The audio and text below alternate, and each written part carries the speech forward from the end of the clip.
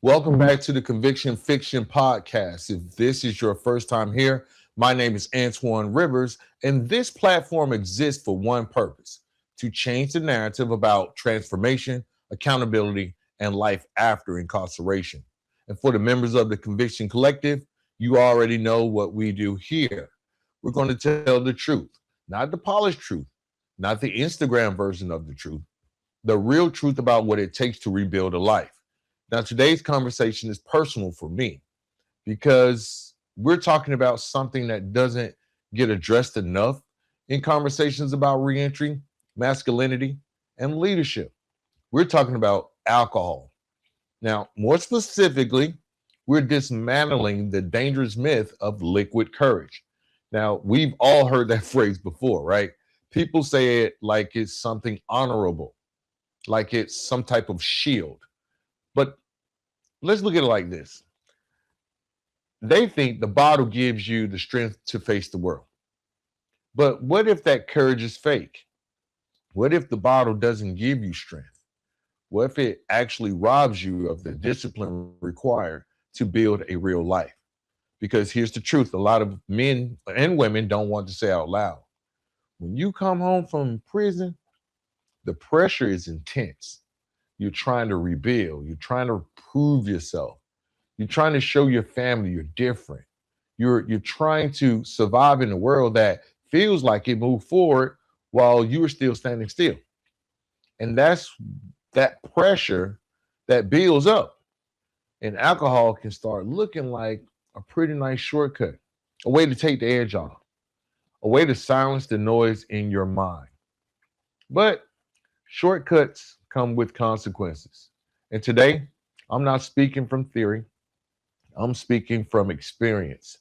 There was a time when I was drinking every single day, not casually. I'm talking shots around 9:30 in the morning, 8:30 in the morning. Working from home, sitting in the quiet, using alcohol to feel that silence instead of confronting what was really going on inside of me. Yeah, I did that. And the truth is, it started affecting every single thing about my life: my marriage, my relationships, my job, the relationship with my children, the relationship with my other family. My behavior when I was out with people, I had to be the center of attention. I had to dominate the room. I thought that, that energy made me strong. But real strength isn't loud. Real strength is discipline. And it took the possibility of losing everything that I had worked for, including the woman I love, to finally see what was really happening. God blessed me with a partner and a life that has shown me more grace than I actually deserve.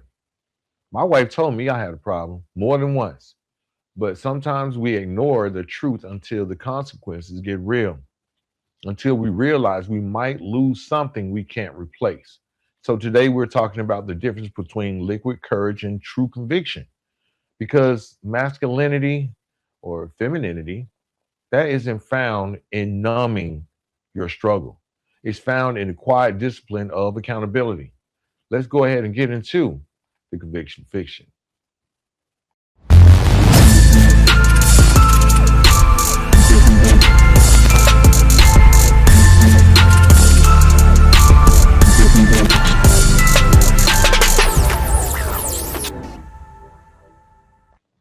Welcome back to the show. We're talking about alcoholism and this whole armor of an idea that we come up with when we think that we are going to use alcohol to get through the day or to give us protection. When men and women come home from prison, they step into a world that feels overwhelming almost immediately. Everything is faster, everything is louder, everything is demanding something from you. You got bills, you got PO meetings, you got um, responsibilities, family expectations. You're trying to prove that you're different now, trying to prove that you're reliable, trying to prove that you belong. But inside, you're carrying fear, pressure, and a quiet insecurity that you may not say out loud. That's where alcohol starts to look like a shield, right? Not because you're weak, but because it feels like armor. I know this because I lived it. Man, like I said in the intro, I was a time when I was drinking every single day. I'm not talking about just run of the mill casual beers and stuff. I'm talking about shots. Every single day I would start off my morning with shots around 8:30 in the morning. But that bravado is just a mask because when the drink wears off, the same problems are still sitting there waiting for you. And now you've added something else to the pile. Now you got to deal with shame, the regret, um, broken trust. For many men and women coming home from prison, alcohol becomes a substitute for emotional processing. Instead of learning how to rebuild your identity, you numb it. And the longer that pattern continues, the further you move away from the very life you're trying to rebuild. The bottle doesn't protect you, it isolates you. And I know this firsthand. Now, when we are talking about alcoholism and the high cost of alcoholism, how much does it actually cost for you to numb that pain? One of the hardest realities about reentry is that emotional growth becomes it's non-negotiable. You can't rebuild a life with the same emotional habits that help destroy it, including alcoholism or drugs. But alcohol delays that growth. It pauses it. It freezes it in place because when you drink to escape discomfort, you never develop the skills required to navigate real life. And modern life, especially in 2026, ain't no hope. It's not simple. There are expectations everywhere. You got employment pressure, family pressure, financial pressure. And then technology moving so fast, information moves even faster than that. And a man or woman who numbs himself or herself instead of developing emotional discipline quickly becomes overwhelmed. That was happening to me. The drinking wasn't just a private habit, it was bleeding into everything. It affected my marriage, it affected my relationships with other people. And the truth is, when I was out drinking, I couldn't just sit quietly. I had to be the center of attention. I had to talk. I had to dominate the room. Oh, yeah, I got this going on. I'm trying to make this happen. Maybe you can help me. It was just my ego amplified. I had to be the loudest person in the space because deep down, alcohol amplifies ego while shrinking self awareness. It also shrinking discipline, those guardrails, right? You start to feel strong. You feel like you do anything and get away with it. You don't care about what no one feels or how they're going to look at you because you're powerful. But in actuality, it was all just a performance, man. And performances collapse eventually. The conversations that needed to happen never happened. That difficult truth or those truths that needed to be addressed, they never would come up. And that's where the real danger lies. Alcohol becomes a way to avoid the healing process because healing requires uncomfortable conversations with your partner, conversations with yourself, acknowledging the pain you cause, and also acknowledging the fear that you still have. But if you're always numbing the moment, you never move forward. You just stay stuck. For me, the turning point came when I realized something terrifying. I was about to lose um, my family, the woman that I love, my house, everything, everything. I was about to lose everything. Um, and especially when it came to like my woman, man, she's shown me more grace than I ever deserved. Now, God blessed me with a loving partner, and we're stronger today. But this woman told me more than once that I had a problem. I'm talking about more than once. And sometimes she told me I had a problem when I knew I was dead wrong. I knew I was dead wrong, but what did I do? I would flip it around and blame, right? Because when people tell us the truth about ourselves, we don't always hear it the first time. Sometimes we ignore it. Sometimes we minimize it. Sometimes we take their grace for granted. And I did that until one day the reality became clear. If I didn't change, I was going to lose everything. And suddenly the bottle didn't look like armor anymore. It looked like a weapon pointed at me instead. And it was pointed at my future. And so I had to make some changes, guys.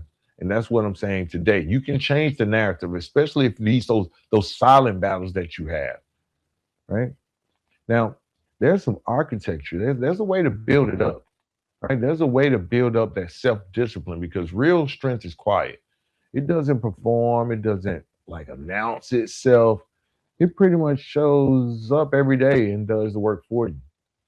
Now, sober discipline is the foundation of that strength because sobriety forces you to face things that alcohol helps you avoid. It forces you to sit down with the discomfort, to process stress, and deal with frustration without numbing it. And that process is uncomfortable at first. I felt withdrawal symptoms. I felt nervousness. I felt the taste of alcohol. But it's also where transformation begins when you're in this stage. When I made the decision to change, it wasn't dramatic. There was no big speech, no grand declaration. It was a quiet decision that I was done sabotaging the life I had been blessed with, that I was done using alcohol as a crutch, that I was ready to face my responsibilities with a clear mind. Now, this sobriety, it requires routine, it requires discipline, structure. But it's crazy because the same discipline that many of us learn inside prison in order to survive is the same discipline we need in order to stay sober. But now that discipline has a different purpose. Instead of surviving the day, we're going to decide to build a future. Your mornings become intentional, your conversations become honest, right? Your decisions become thoughtful. That's what my issue was. Man, I was in so wasted. I would start making decisions and wouldn't even think about it. Wouldn't even think about any consequences at all, right? And I had to really sit down and it had to change. And something powerful began to happen. I developed what I call radical honesty with myself, radical honesty with the people around you. Because when alcohol disappears from the equation, excuses disappear too. You start recognizing your flaws, your triggers, your tendencies, and instead of hiding them, you address them. Your honesty becomes your new armor, not a bottle, not bravado, not performance, but character. And character travels further than intoxication ever will. I think one of the defining moments that I didn't even recognize, I didn't even see it. Um, but I would have disagreements and stuff, and no matter what, I was always right, right? But leading a family through the fire, that's one of the hardest realities about recovery is that change doesn't immediately restore trust. You may change today, but the people you hurt remember yesterday. And rebuilding trust with family takes time, especially with children, especially with a partner who has seen you at your worst. Now, there's a difference between being physically present in a home and emotionally present. And I learned this the hard way. Alcohol creates emotional absence. That's what it does. You might be sitting there in the room with your family, you're drunk as, all outdoors, but you're not really there. Your mind is somewhere else. You're tackling other problems. One of the problems I used to try to tackle was like, why can I have a great relationship with my sister anymore? Why is it that me and the woman who put me on this earth, how our relationship has changed? I'm sitting there with my family, but I'm drunk on alcohol, and I'll be thinking about other things, other problems.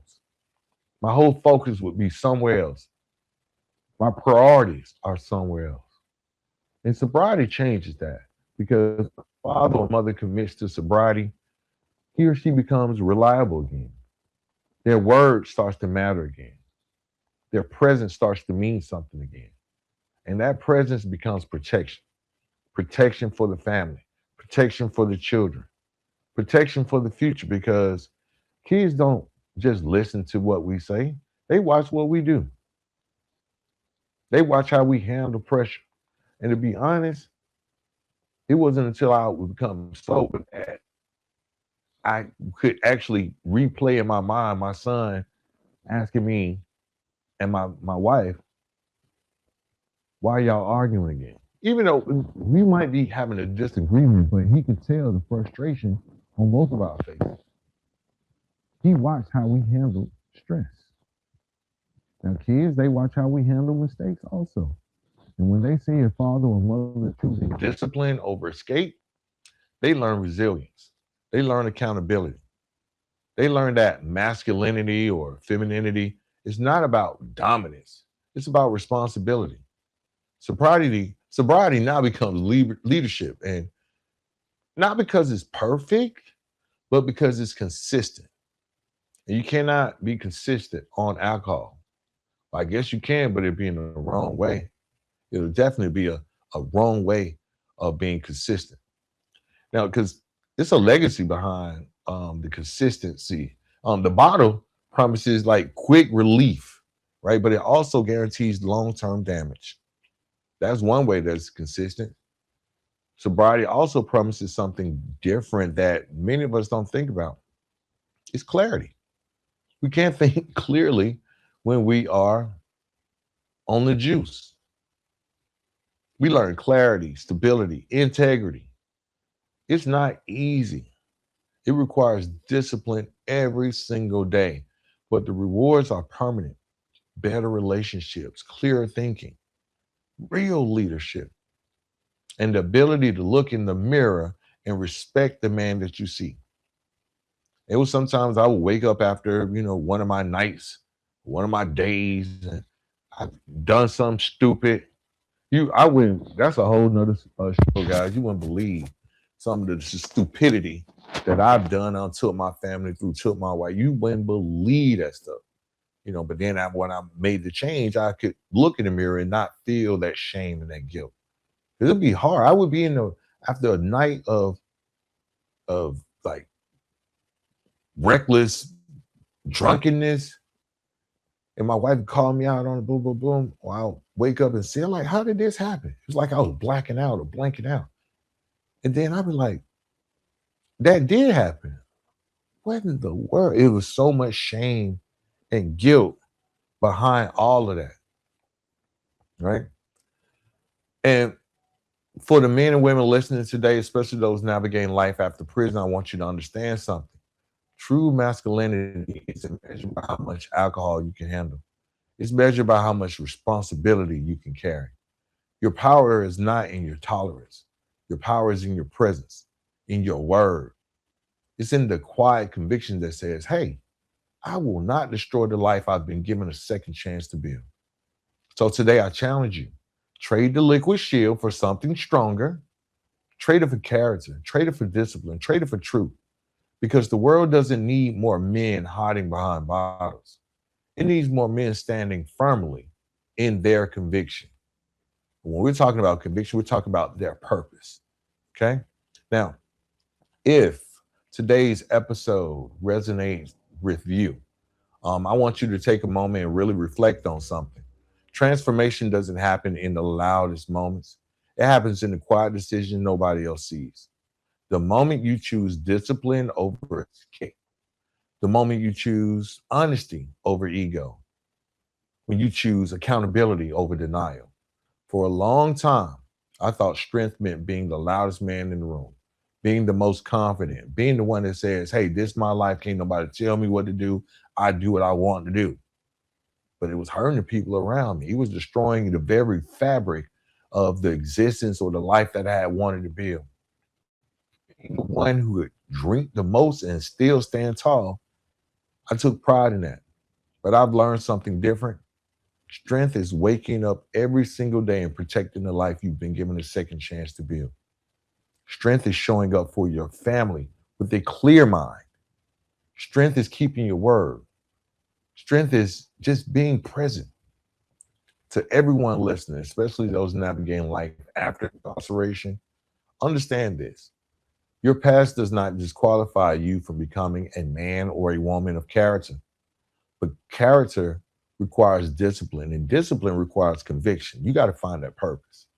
That's why this community exists. This is the Conviction Collective. That's what we call ourselves, the Conviction Collective, a group of individuals committed to growth, accountability, and changing the narrative about what redemption really looks like. If you got value from today's episode, do me a favor. Go to the convictionfictionpodcast.com. Support the mission, because at the end of the day, you are the mission. Make sure you like this episode. Share it with someone who needs to hear this conversation. Subscribe to the podcast. We got some cool stuff we talk about, some serious stuff. And sometimes it's lighthearted. And when you think about it, you can really believe that it's going to help change your narrative and change your life. Also invite other like-minded individuals to join the Conviction Collective as we continue changing the narrative. Until next time, stay disciplined, stay accountable, and keep turning forward. See you guys later.